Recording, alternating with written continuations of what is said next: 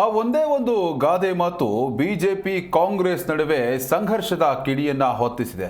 ಮತ್ತೊಂದು ಕಡೆ ಏನು ಎಐಸಿಸಿ ಅಧ್ಯಕ್ಷರ ತವರಲ್ಲಿ ಮಾತನಾಡಿದಂತಹ ಅದೊಂದು ಮಾತೇನಿದೆ, ಅದು ಜಿಲ್ಲಾ ಮಂತ್ರಿ ಪ್ರಿಯಾಂಕ್ ಖರ್ಗೆ ಅವರ ರಾಜೀನಾಮೆ ಕೊಡೋವರೆಗೂ ಕೂಡ ಹೋರಾಟವನ್ನು ನಿಲ್ಲಿಸೋಲ್ಲ ಅನ್ನೋವರೆಗೂ ಕೂಡ ಹೋಗಿದೆ.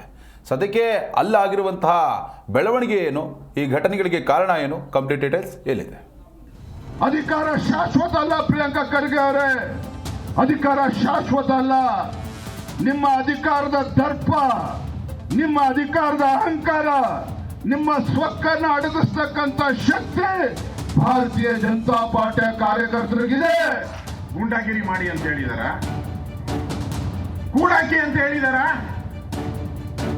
ನಿಮಗೆ ದಮ್ಮಿದ್ರೆ ಬನ್ರಿ, ಇಲ್ಲಿ ನಾವೆಲ್ಲರೂ ಬಂದಿದ್ರಿ.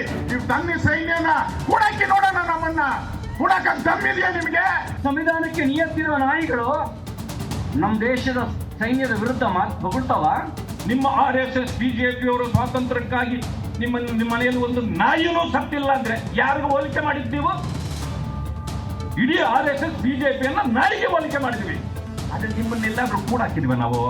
ಅಬ್ಬರ ಆಕ್ರೋಶ. ಸಚಿವ ಪ್ರಿಯಾಂಕ್ ಖರ್ಗೆ ವಿರುದ್ಧ ರೋಷಾವೇಶ.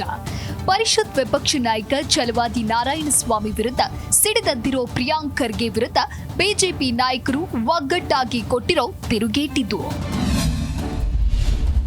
ಸಚಿವ ಪ್ರಿಯಾಂಕ್ ಖರ್ಗೆ ರಾಜೀನಾಮೆಗೆ ಬಿಜೆಪಿ ಪಟ್ಟು. ಕಲಬುರಗಿಯಲ್ಲಿ ಬಿಜೆಪಿ ನಾಯಕರ ಪ್ರತಿಭಟನೆ. ಸಚಿವ ಪ್ರಿಯಾಂಕ್ ಖರ್ಗೆ ಹಾಗೂ ಪರಿಷತ್ ವಿಪಕ್ಷ ನಾಯಕ ಛಲವಾದಿ ನಾರಾಯಣಸ್ವಾಮಿ ನಡುವಿನ ಸಮರ ಮತ್ತೊಂದು ಹಂತ ತಲುಪಿದೆ. ಪ್ರಿಯಾಂಕ್ ಖರ್ಗೆ ವಿರುದ್ಧ ಕೇಸರಿ ಪಡೆ ಕಲಬುರಗಿಯ ಜಿಲ್ಲಾಧಿಕಾರಿ ಕಚೇರಿ ಮುಂಭಾಗ ಬೃಹತ್ ಪ್ರತಿಭಟನೆ ಮಾಡಿದ್ದು, ಬಿಜೆಪಿ ನಾಯಕರು ಕೂಡಲೇ ಸಚಿವ ಪ್ರಿಯಾಂಕ್ ಖರ್ಗೆ ರಾಜೀನಾಮೆ ನೀಡುವಂತೆ ಆಗ್ರಹಿಸಿದ್ರು.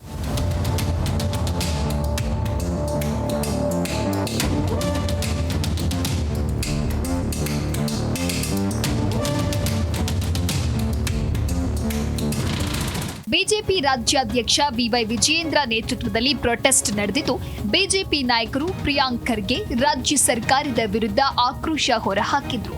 ಪ್ರತಿಭಟನೆಯ ಸಭೆ ಉದ್ದೇಶಿಸಿ ಮಾತನಾಡಿದ ವಿಜಯೇಂದ್ರ, ಆಪರೇಷನ್ ಸಿಂಧೂರ ವಿಚಾರ ಪ್ರಸ್ತಾಪ ಮಾಡಿ ಪ್ರಿಯಾಂಕ್ ವಿರುದ್ಧ ಕಿಡಿಕಾರಿದ್ರು. ಜನರೇ ನಿಮಗೆ ಪಾಠ ಕಲಿಸ್ತಾರೆ ಅಂತ ಗುಡುಗಿದ್ರು. ಅಧಿಕಾರ ಶಾಶ್ವತ ಅಲ್ಲ ಪ್ರಿಯಾಂಕ ಖರ್ಗೆ ಅವರೇ, ಅಧಿಕಾರ ಶಾಶ್ವತ ಅಲ್ಲ. ನಿಮ್ಮ ಅಧಿಕಾರದ ದರ್ಪ, ನಿಮ್ಮ ಅಧಿಕಾರದ ಅಹಂಕಾರ, ನಿಮ್ಮ ಸ್ವಕ್ಕನ್ನ ಅಡಗಿಸ್ತಕ್ಕಂಥ ಶಕ್ತಿ ಭಾರತೀಯ ಜನತಾ ಪಾರ್ಟಿಯ ಕಾರ್ಯಕರ್ತರಿಗಿದೆ. ಈ ಭಾಗದಲ್ಲಿರ್ತಕ್ಕಂಥ ಮತದಾರರು ಕೂಡ ಮುಂದಿನ ದಿನಗಳಲ್ಲಿ ಇದಕ್ಕೆಲ್ಲದಕ್ಕೂ ಕೂಡ ತಕ್ಕ ಉತ್ತರ ನೀಡ್ತಾರೆ, ತಕ್ಕ ಉತ್ತರವನ್ನು ಕೊಡ್ತಾರೆ. ನಿಮ್ಮ ನಡವಳಿಕೆಯನ್ನು ಇವತ್ತು ಗುಲ್ಬರ್ಗಾ ಜಿಲ್ಲೆಯ ಜನ ನೋಡ್ತಾ ಇದ್ದಾರೆ.